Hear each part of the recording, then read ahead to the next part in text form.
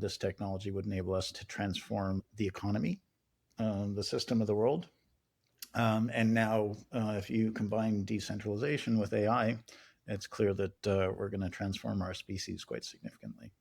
Do you think that that makes the case that TradFi needs to hear, that this is really just the new TradFi evolution? just needs to see number go up.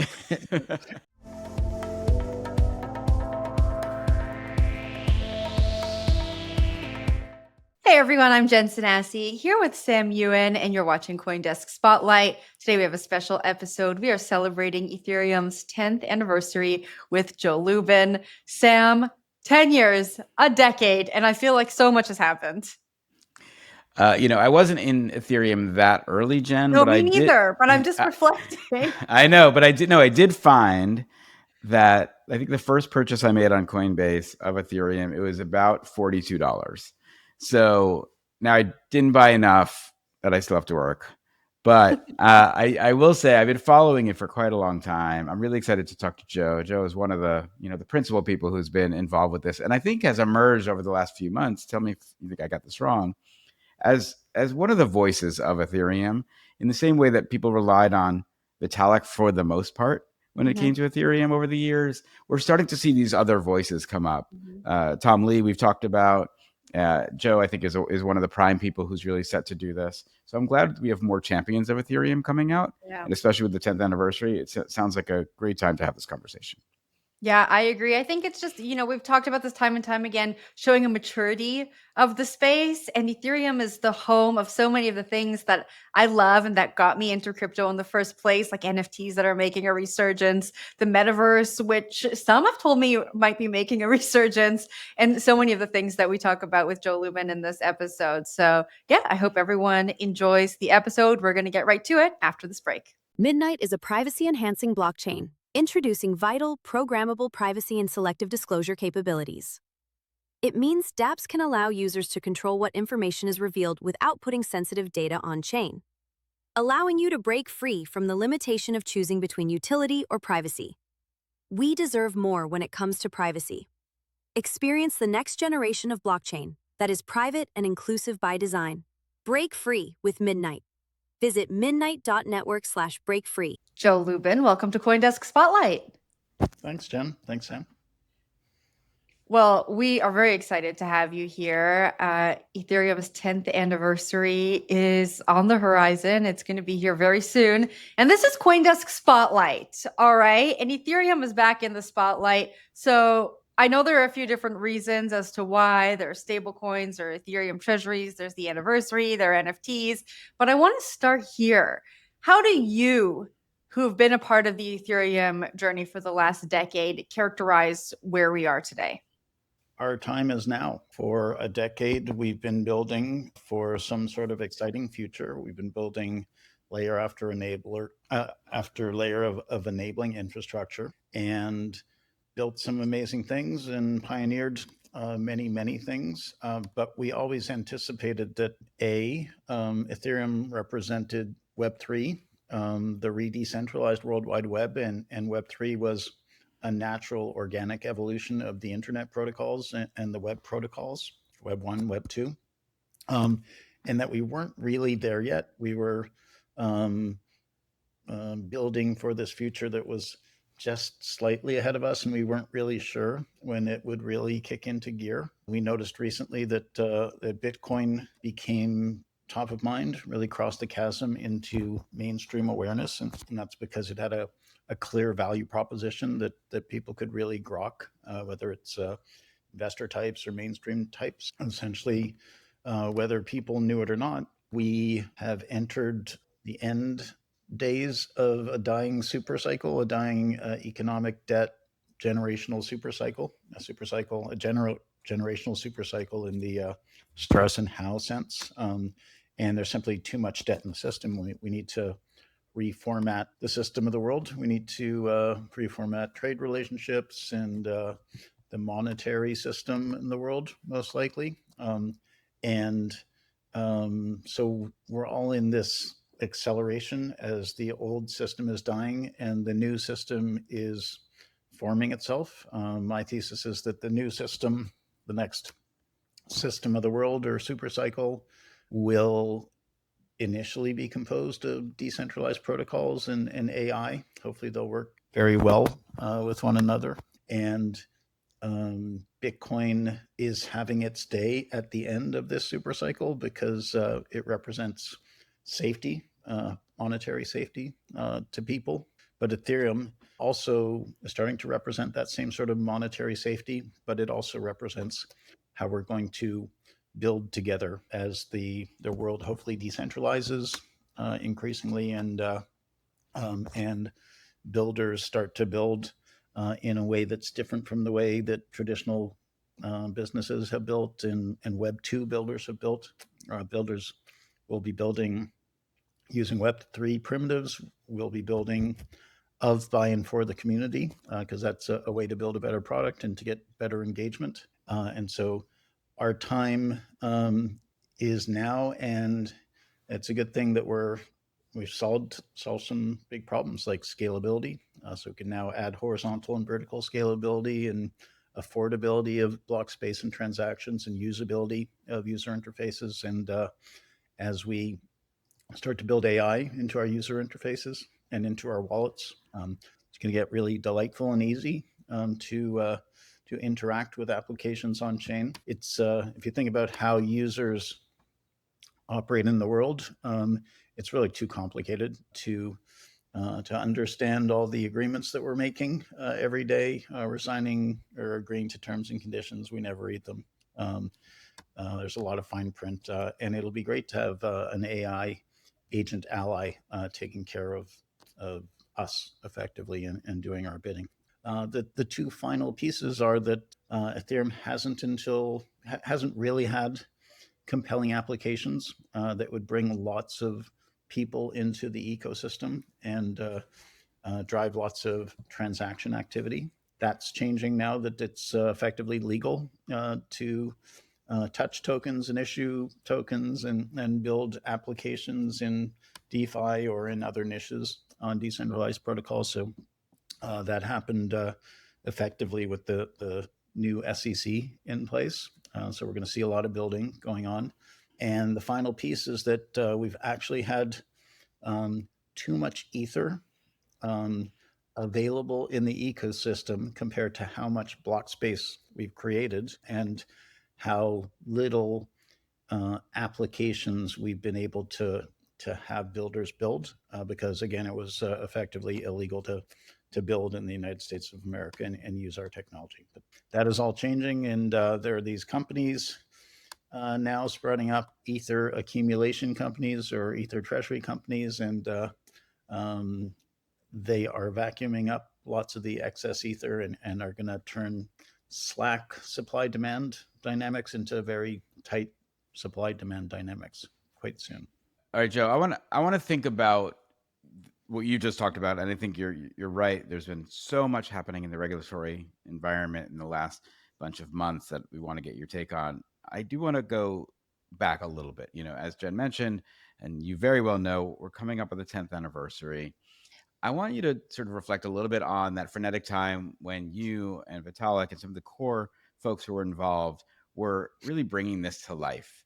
And I don't want to, we've all read the stories of what happened then. I want to think about, what were you doing then that you're surprised is either still happening within the Ethereum ecosystem? How much was sort of really laid out in that initial Genesis moment?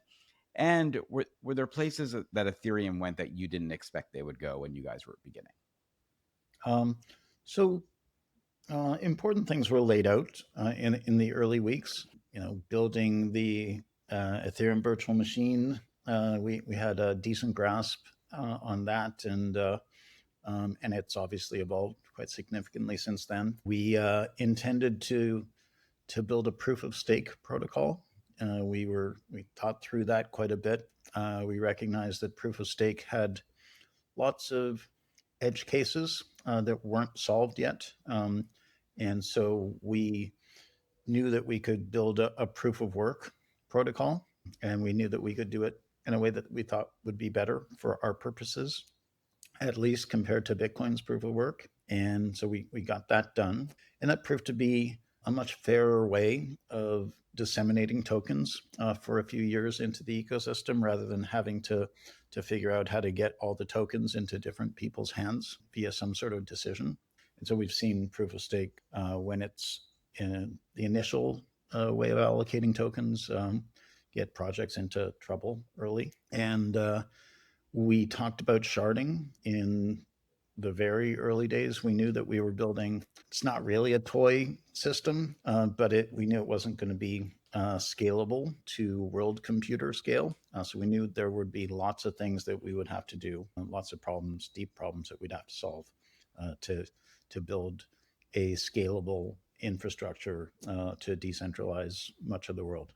So sharding, and we used a term sharding that was common in certain gaming environments, gaming applications, and other kinds of applications. And I don't know that we're actually doing sharding or roll ups, and as roll ups get enshrined in layer one, I guess we'll be able to call that execution sharding. But it's a good placeholder word. Bottom line, we had a direction, but it's good that we didn't have much more organization than that, because I would maintain that if we were a startup, and we did speak to a bunch of VCs as we were just trying to figure things out, but if we'd taken VC money and we thought of ourselves as a for-profit startup, then Ethereum might have built some nice little project, but it wouldn't be a civilization scale, civilization infrastructure scale project as it's becoming. So its success came from the sort of permissionless way that it was introduced, permissionless way that people joined the project, and a huge amount of the credit goes to Vitalik for being a leader of great integrity and really setting the tone for the project. Joe, how do you celebrate the Ethereum anniversary every year? Do you talk to Vitalik? Do you talk to those folks from 10 years ago when you were sitting around thinking about some of these problems that are still being solved every day, every time we get a new Ethereum upgrade? Some of the things we're talking about are solved. We move on to solve other problems. What are you doing on each anniversary that maybe the rest of us don't know? I just go to work. I mean, I don't really celebrate things much. I'm not a big fan of birthdays and anniversaries, and there's a big one coming up, and we'll make a big deal out of it. It's important to get the message out that this amazing machine, this world computer, or whatever you want to call it, has been running nonstop since day one via a very large number of major upgrades. Didn't miss a beat, didn't miss a block. So that's just a mind-blowing thing to celebrate, and I think we can look forward towards what we think might be on the horizon over the next decade.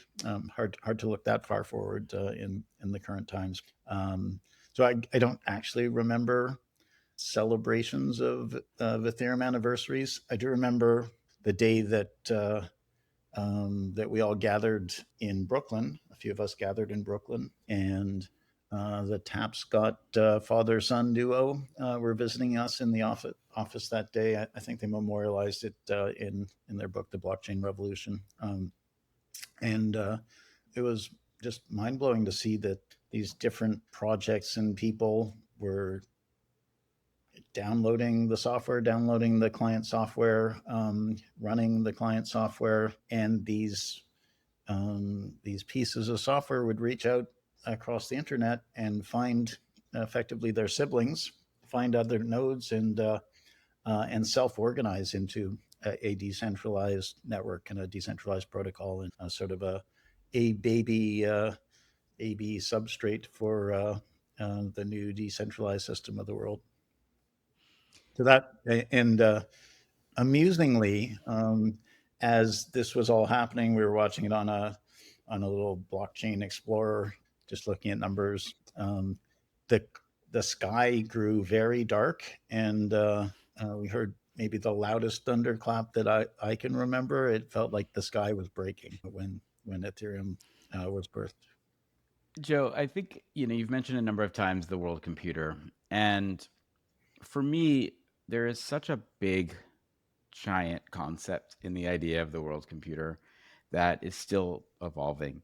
I think a lot about this idea of kind of borderless states of people who are aligned based on passion. You know, whether you're an F1 fan, a Taylor Swift fan, you play World of Warcraft, whatever it may be, you are 24/7 around the globe. We don't care as much about the geography of where we are versus all being a part of the same thing. We get to run on these systems that we rely on to be there, which I think the world computer is about. You know, you add to that the idea of internet money and internet identity. You add to that the idea that we suddenly can transact around the world at speed of thought, really. And then, as you mentioned earlier, what happens when we can let the sort of agentic layer help us do the things we don't want to do and focus on the relationship. I'm interested in your philosophy on when you talk about a world computer. Is this, is it a technology or is it an ideology? And or is it both? And how do you relate to that and the possibility that opens for civilization? Yeah. Well, is Star Trek entertainment or is it an ideology? When we were thinking back in the day and used the term world computer, we were thinking that, hey, in the Star Trek world, people would go anywhere and just say computer and be a female voice. Usually it would say working, and it would have a answer your query or even have a conversation with you. And if you wanted to send some qubits or whatever the monetary system of the planet you're on, and then that would just sort of get handled under the covers. Um, when I think of world computer currently, I think of it as very decentralized. I think of it as and this is a vision for a couple 3 years from now. I think it's me having a digital twin agent that is a coordinator for things that I care about in Web3, in the general economy. It knows me intimately, so it can represent me well, buy things I need without me having to ask, protect me in various different ways, and probably be in a constant dialogue so that it can learn stuff, and so that I'm um, a very effective and efficient neuron in this global cognitive architecture for the planet. And so I think it'll be an intent centric architecture. In the sense that if I express an intent, the agent will speak to other agents, different experts, to either solve informational queries or send something out into a solver network and make some sort of purchase or a token swap or set up some sort of game environment that I want to play in. Um, I guess that's the vision from the outside, and probably I will need redundant decentralized storage so that I'm maintaining a permanent store of everything I experience. So I may have all my social feeds, all my meetings. There might be nano drones flying around me, recording in 360 cents around everything that's going on, which would be placed in some sort of database that I can access and that my agent or agents can also learn from and access. And so um, that's that is potentially the world computer that we are all going to be embedded in, and I think all of us will be very smart neurons in this cognitive apparatus. Joe, you mentioned Star Trek there, and I'm just curious as a builder, how much of your inspiration comes from sci-fi film or books? And my second part of that question is, what can we learn from sci-fi about where we're heading? I mean, that world you just described is very sci-fi to me. Yeah. Really? It feels like I'm not you, Joe. It I feels know. So it feels I for live in the future, so it feels perfectly normal to think in those terms. And I feel like if I say it enough, that people around me will build it. It's been working pretty well so far. So yeah, Star Trek certainly a big inspiration. I wasn't a big Star Wars guy. I thought that was more like fantasy stuff rather than more serious science fiction. I liked cyberpunk a lot. Um, so Neil Stevenson a huge fan, and there's going to be some pretty amazing stuff coming out from his Lamina One project. So stay tuned for that. Other than that, I do think that science fiction inspires lots of builders, and so maybe ideas come from there first. That they probably do. Um, I think all these things are inevitable. If you A lot of the time we're just identifying problems and figuring out how to solve them, and that's I think really why decentralization came about, because um, Satoshi Nakamoto and others recognized that the world was getting into a more difficult place with too much debt in the system. He and we and many others recognized that probably the root of the problems is top-down command and control. So just the way trust works on the planet, where it's essentially starts with authorities, and the authorities imbue intermediaries who maintain trusted third-party databases. They imbue them with power and trust and sub-authority, and those databases just control who owns what and who has what rights in our world. So that system works pretty well a lot of the time, and it's a good system for building a great civilization, but it's a terrible system for 99% of the people who live in that civilization, usually. And so Satoshi comes along and invents this profound new form of trust, decentralized trust, and he provides us with a mechanism to implement it, this next generation kind of database that everybody can inspect and permissionlessly upgrade and use. And Ethereum comes along and adds programmability to it. And effectively, we have a new form of trust, a much more powerful form of trust. We have been starting to think about trust as a new kind of commodity, a virtual commodity, and Ether as the highest octane version of that commodity. And so you can imagine that if you can execute transactions or form agreements or set up processes, and those things are guaranteed to execute as advertised. And if it's a complicated agreement, you can bring in a bunch of lawyers to build that. But then once it's done, it can be reused by you and others. And eventually we'll have a great diversity of different kinds of agreements that you can pluck off the shelf and make use of, turn those into protocols even.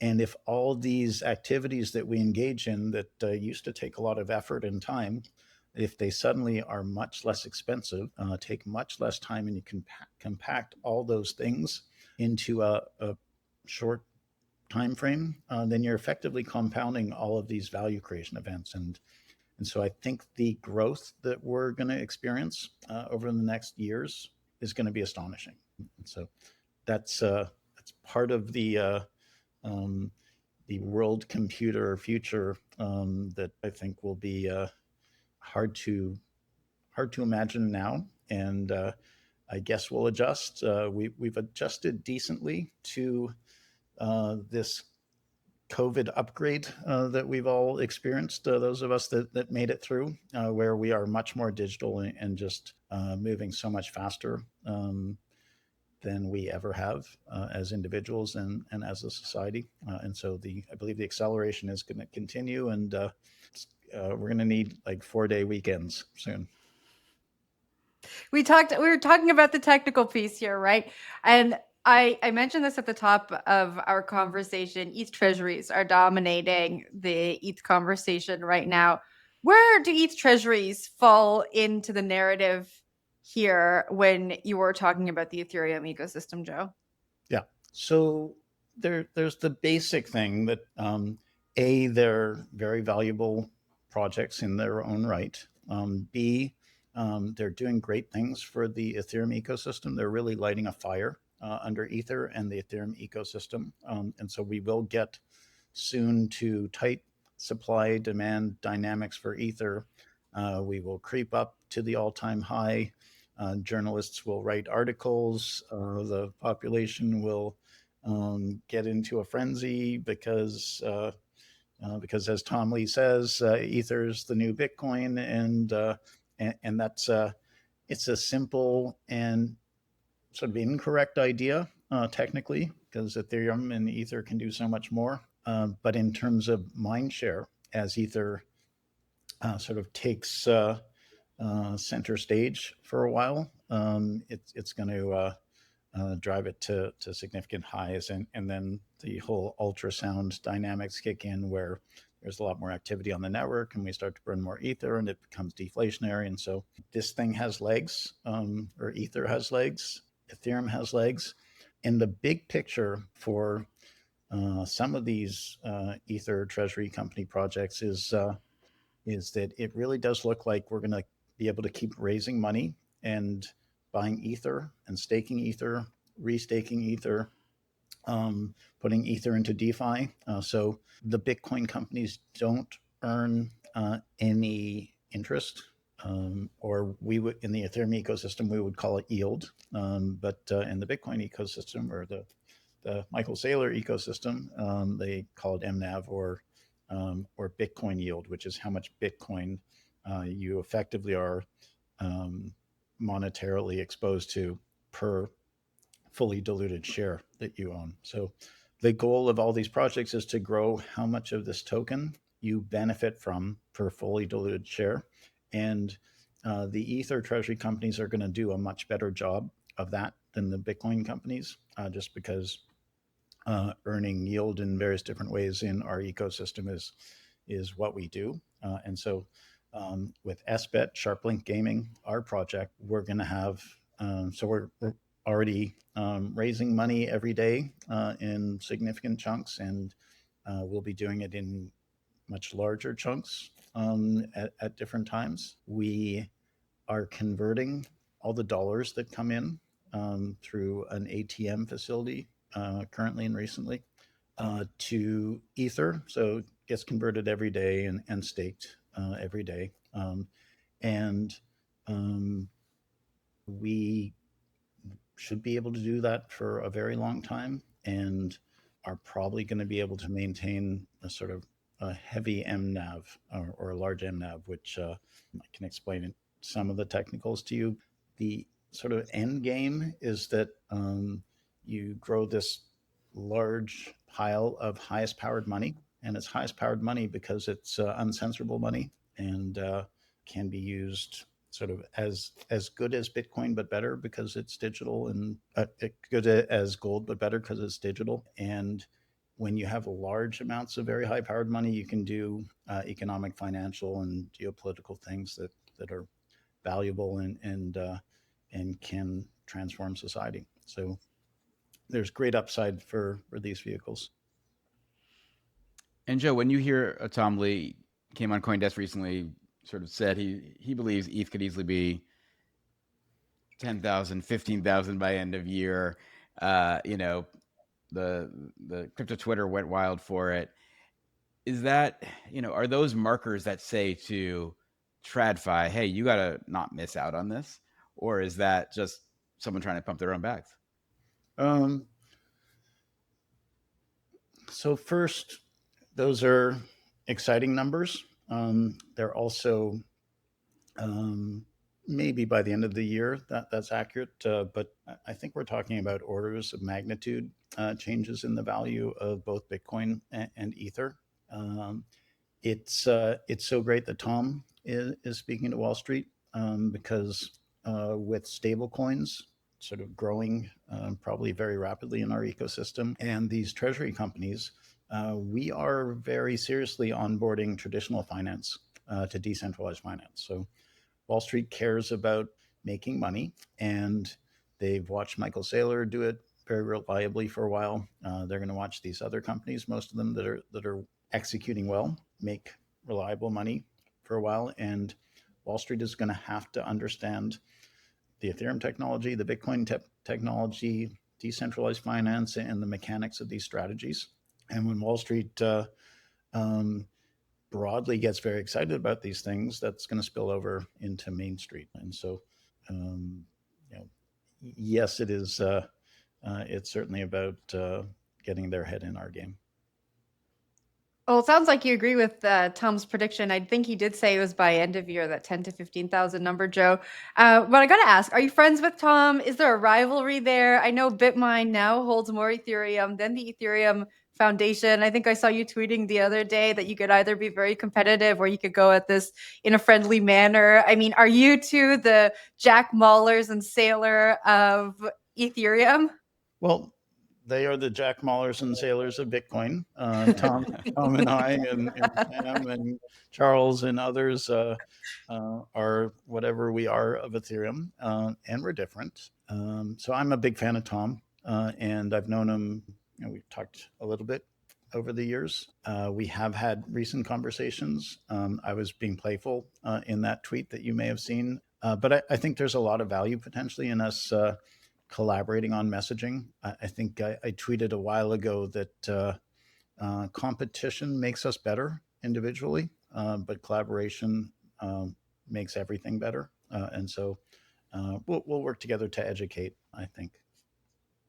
Joe, when you think of someone like a Sailor, and I hear you, Sailor is Bitcoin, Joe is Ethereum.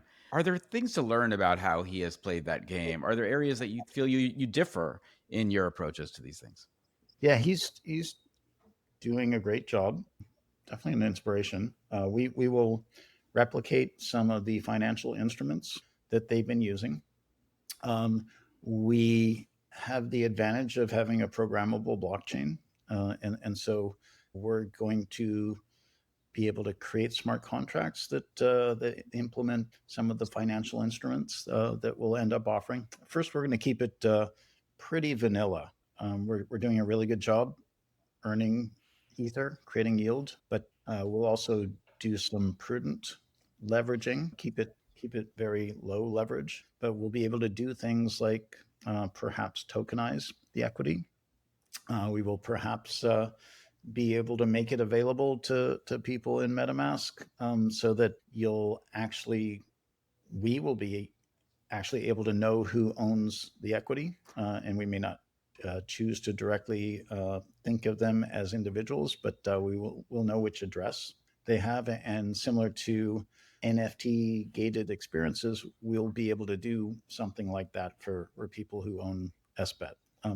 This is something you can't do for public equities in the US because they're effectively owned by the DTCC, and so you can't really read through to who owns it.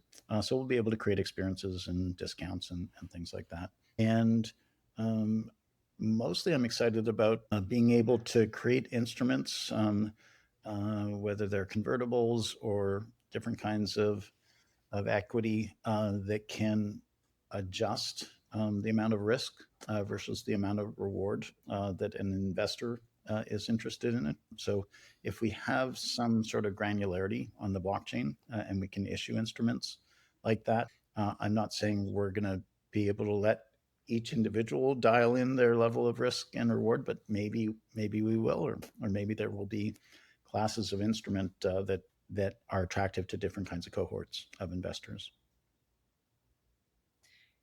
You know, we were just talking about Wall Street becoming educated on Ethereum. Wall Street is getting there with Bitcoin, but Ethereum is a very different layer one than Bitcoin is. What do you think Wall Street still has to learn when it comes to Ethereum? It's going up. Ether's going up. So kind of that's all that most people on Wall Street and in the general economy care about. And so I think we have to get them excited about the fact that, as Tom said, Ether's the next Bitcoin in terms of the impact that it can have on people's lives. And decentralized finance is something that presents a lot of opportunities for taking economic agency in your life. And if we can get companies and people interested in that stuff, then when we introduced networks of decentralized social graphs and games and all sorts of things, as we move all the things that we like in Web 2 into replacements that are much healthier for people, much less exploitative, and people will already be set up on Ethereum, on blockchain, and be savvy. And so the door is now open and we're going to stream through it and make things very exciting. Tell us more about that. When you say healthier for people, less exploitative, what do you mean? Well, the internet protocols were open source, open specifications. Web 1 came along, open source, open specifications. And you may or may not remember, but the web was a wonderful, open, wild, and woolly resource for the world back then. Web 2 came along, or things got with the .com boom. It became an incredibly valuable ecosystem or technology. So the prizes were great, and it turned into a set of walled gardens. So Web 2 wasn't really all about open protocols and open specifications and building this open internet for the world. It became very commercial, and as big tech got bigger and bigger and started to employ AI techniques and started to know us better than we know ourselves, it got very exploitative, doing social experiments on the population and addicting us to the platforms and data mining. And so the web is still an amazing place, but it's also pretty toxic and pretty disappointing in many ways, as I'm getting great value from it and great information, but it feels like a science fiction movie where all these ads are being like pasted into my face and into my glasses or right into my brain. And so we can do better. And Web3 is here. Web3 is open source, open protocols. Web3 is the re-decentralization of the World Wide Web. And we need to make sure that Web3 stays decentralized, and we need to make sure that AI lands on a decentralized World Wide Web. And further than that, we need to make sure that we are in control, in ownership of our data, in ownership of our AI agent interfaces that we're bonded to, that we're partners with. They really need to be ours rather than owned by giant corporations that will use them to be big tech on steroids, because that's super dangerous. I'm not worried about AGI or artificial superintelligence. I'm worried about people having control of that.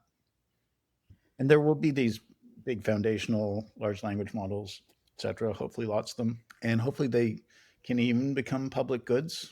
We'll see how that works, or protocols potentially. But our interfaces to those big brains need to be ours.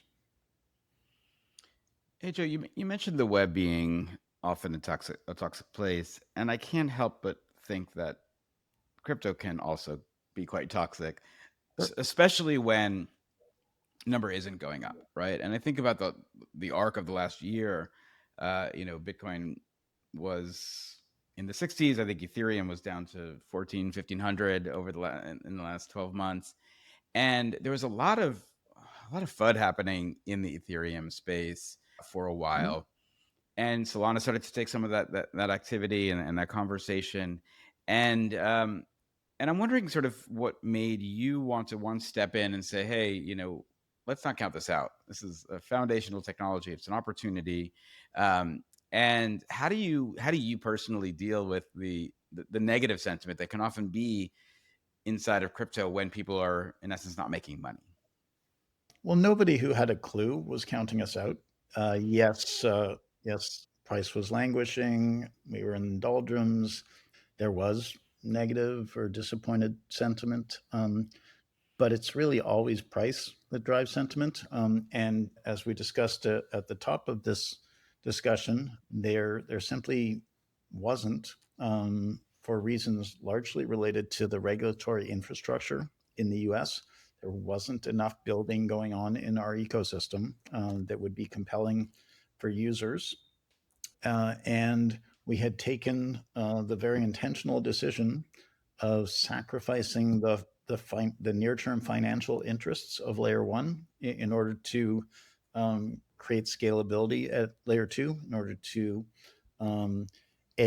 usher in roll-up technology, which went really well and really fast, faster than we thought it would, and to enable these layer 2 ecosystems to establish themselves and flourish. So that was a divergent phase in our ecosystem where created tons of block space, and there doesn't cost much to do a transaction on Ethereum layer 1 anymore. Is that a bad thing?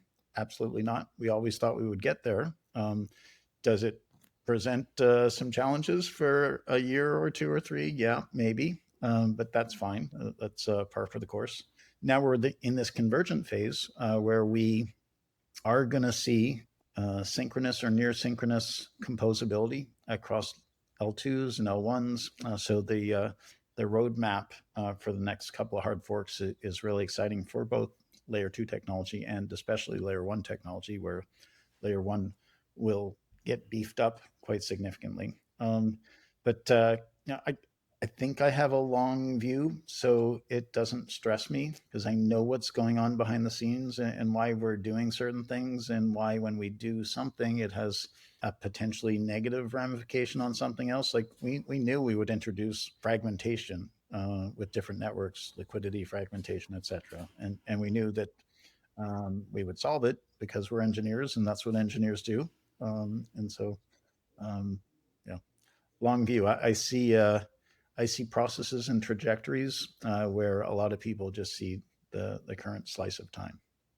Part of that FUD Sam was talking about was, Ethereum, like you just mentioned, Joe, was slow, a little expensive. Now we have this resurgence in the Ethereum ecosystem, like you mentioned, on the back of legislation really stepping into the spotlight in the United States. A lot of institutions are looking to come on chain via stablecoins.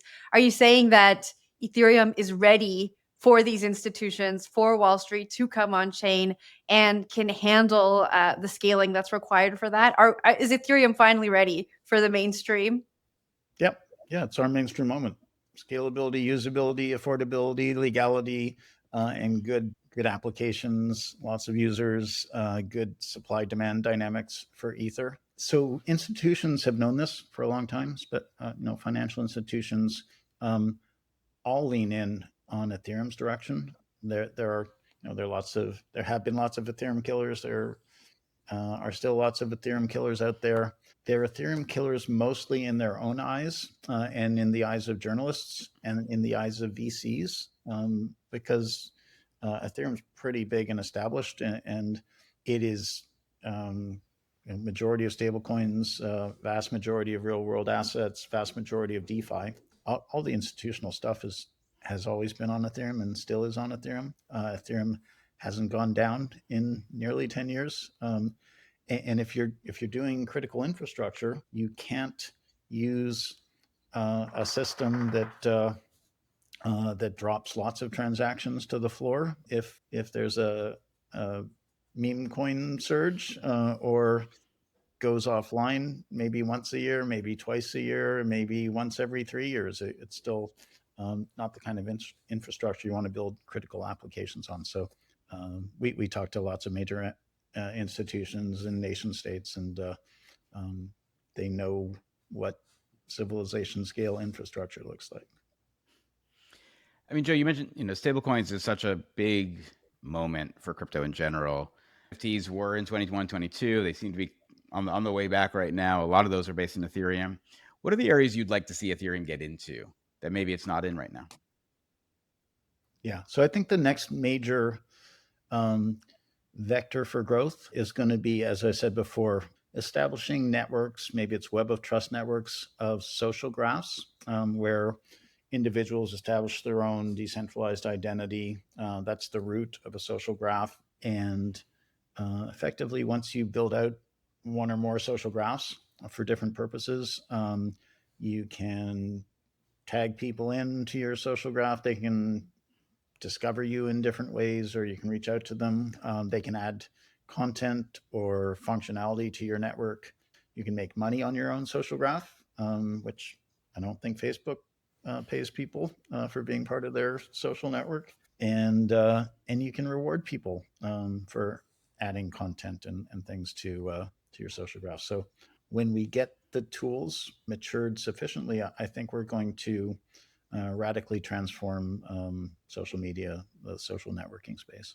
And their projects that ConsenSys is working on along those lines, and obviously Farcaster, Lens are doing significant things in that direction.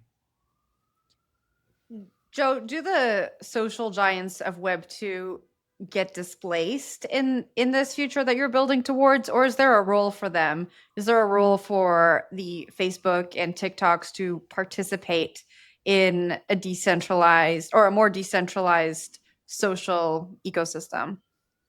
Yeah, quite possibly. So may be the case that they will continue to cater to those that appreciate them. May be the case that they will adopt some of our technology or all of our technology.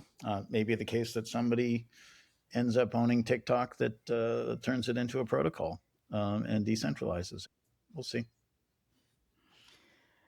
Joe, the regulatory moments we're in right now, the fact that what you're doing with SharpLink and how many others are really bringing crypto back onto Wall Street, I think about just wanting to get your insights as someone who, was early on Wall Street at Goldman Sachs. You were there at the birth of Ethereum. You're kind of back on Wall Street now with SharpLink. How does it feel to think that, what was in essence kind of a very dismissed and almost back alley technology is now almost the sort of star of the public equities market? Well, first, I wouldn't say I was early on Wall Street. So I've been a technologist all my life. I spent the first 10 years of my career doing robotics, machine vision, neural networks, AI stuff. I did spend some time at Goldman Sachs building an application in the private wealth management group. And so that's really one of the places that I learned about the world of finance and economics. Before that, I was just a tech and science nerd. And I've always been very forward looking. So when I see a technology, I think I have the ability to extrapolate to what it could be. And when I see a big structural problem in the world, that gives me pause. And that's what I saw in 2004, 2005 emerging. And so I got pretty concerned that we were in a moving into a deep debt problem, and we'd probably see a Japanification of the United States and the rest of the world. And I didn't know how we would grow out of that mess. So would probably require a lot of money printing and financial repression of the population. So that was my thinking as I went into my first reading of the Bitcoin white paper in early 2011. When I read it,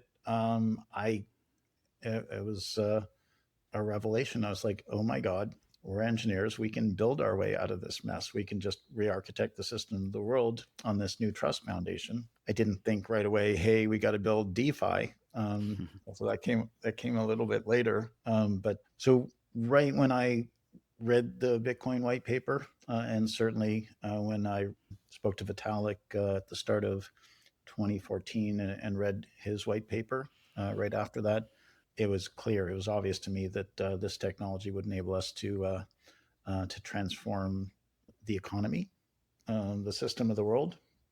And now, if you combine decentralization with AI, it's clear that we're going to transform our species quite significantly. Do you think that makes the case that TradFi needs to hear, that this is really just the new evolution? TradFi just needs to see number go up, and we'll introduce more stuff Joe for them. has it spot on. TradFi just wants to see everything up On and to the right. message. Up and to the right. But Joe, talk to us a little bit more about transforming our species. I don't think we talk enough about that when we talk about the convergence of AI and blockchain. It often gets very technical. We lose a lot of people there. But what you're saying is kind of really prolific. The transformation of our species. Just tell us a little bit more about that. Like, what does that look like? How does that live for you? So There's open source AI is starting to do very well. You can train open source AI. You can access the weights. You can do inference with open source AI. It'll be available on other people's servers. It'll be able to run on your own beefy machines. You'll be able to downsample it so it can run on your little laptop or your iPad or your phone. So you might be able to have your own agent talking to a large language model, and it can be a really smart version on your home server, your family server, something like that, or it can be a slightly slower, not quite as smart model sitting on your watch or your phone. So it can always be with you in one form or another.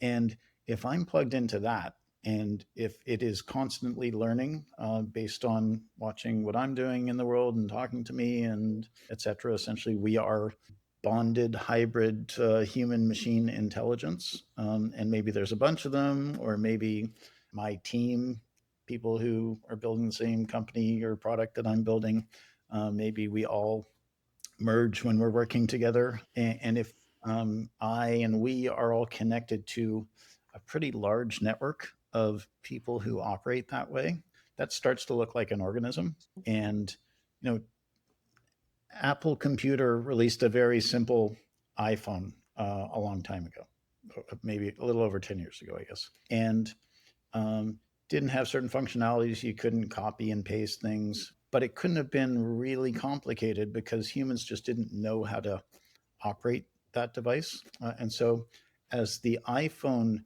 matured, humans' ability to interface with that thing matured.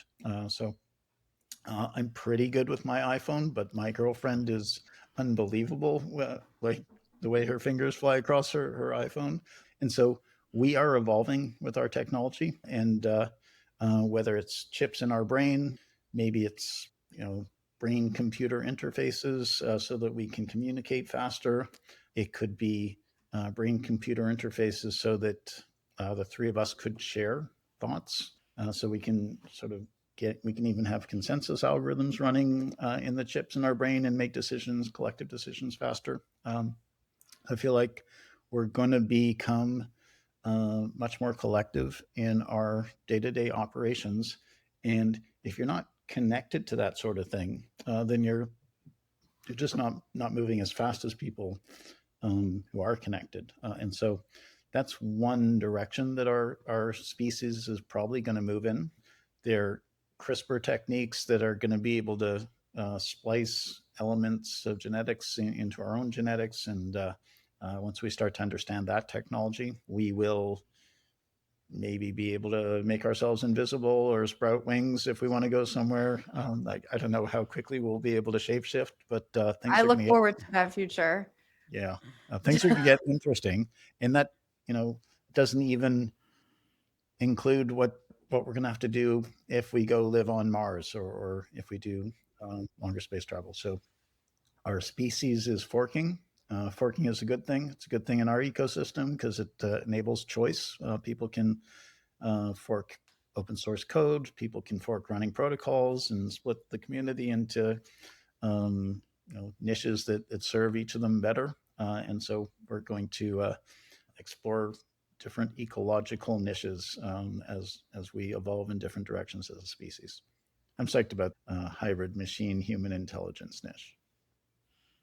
I am too. I know I started the interview saying, it's really hard for me to imagine some of the things you're describing, but it's been 1 hour and I'm bought in. The future that we're building. We got to get you some wings. Yeah, exactly. All right, Joe, this has been a really insightful conversation, a lot for us to think about, a lot for our audience to think about. What I want to ask you to wrap this up is, in 10 years from now, where is Ethereum? Is Ethereum the foundational layer of the internet as we know it? Is Ethereum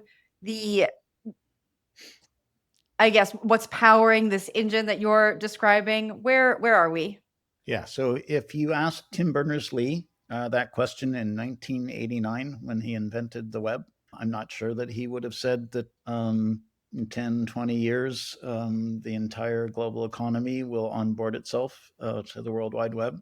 But what I will say is in 10 years from now, the entire system of the world is going to onboard itself to decentralized protocols, and Ethereum is going to be a foundational part of that. Joe, thanks so much for joining us. Happy 10th anniversary. Thank you. Thanks, Joe.